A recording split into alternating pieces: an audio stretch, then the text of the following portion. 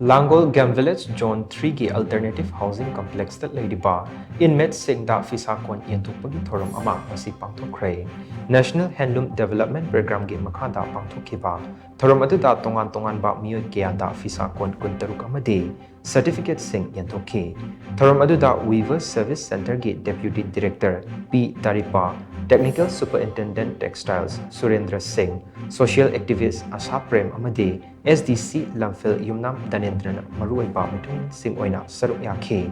Thouram aduga mari leinana P. Daripana Hai Fee Sabi Sing asina Fee Saba Noiraba Matungda Yonfam Leite Haibagi Awaba Lebiganu Manipur gi Wangmada Pangthokpa Mela Sing that Lakpa Miyam adugi Manungda Chada Marifutara Henbana Lamdam asigi Handloom gi Potok Sing asi Pami